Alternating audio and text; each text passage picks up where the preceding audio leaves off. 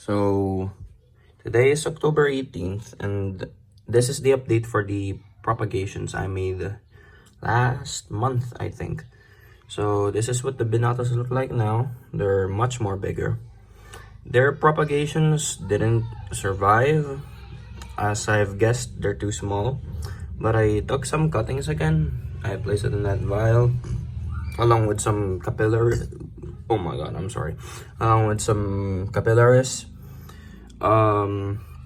The Cethos propagations are already in their own pots. Let me focus. There we go. They're still pretty small. One is still attached to the leaf. They're making some roots too. This is just a substrate of perlite with a little bit of peat, maybe a couple pinches or so. I found them to be easier growing with just the perlite. I know this one has some peat, but I also rinsed that peat off, and the peat that you see here are just residues. They're actually thriving and making more, bigger roots under there, as I've checked. So that proves that Pinguiculas really just want some moist rocks.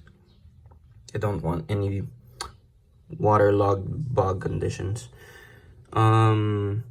This is the Paradoxa propagations. As you can see, after a month or so, they're on their own and they're much bigger. Some are still growing inside that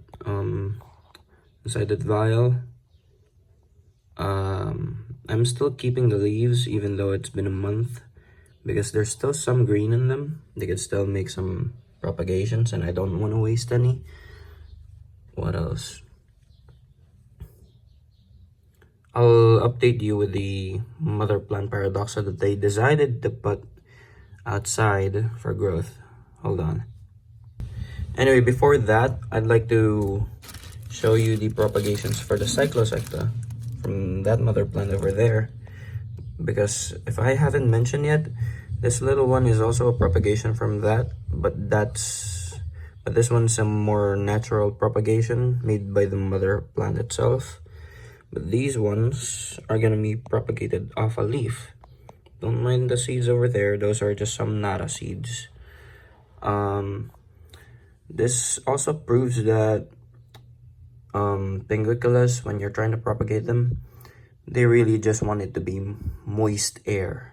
They don't want any waterlogged or sopping wet substrate to propagate. They just want the moisture in the air. I'm saying that because when I first propagated them, if I haven't mentioned yet, I put them in very wet conditions, the substrate, and they didn't thrive. They didn't make any propagations. But this one, I just put a little bit of water and then let it kind of moisten. The tissue is not sopping wet, and this one is actually making some propagations, if you can see those little buds in there. Anyway, on to the Paradoxas. It's probably been a month since I put this Paradoxa mother plant over here. Last time it was all green, but what I've noticed is after a day of sunlight, it turned completely red, all those greens. But the growth point is still green. There we go. They're not looking their best because it's been raining every day. I live in a tropical country and it's always raining when it's September till December. Discussing further, this is the Petiolaris that I tried to propagate. The propagations did not survive. They're too small.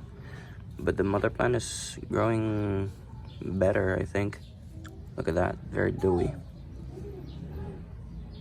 Last time I made some propagations for the Paradoxa that I just stuck into the soil, but I found out that it's not very effective at propagating, so I just also put them in the vial with the ones that I tested for the water propagations, and I think they're propagating faster.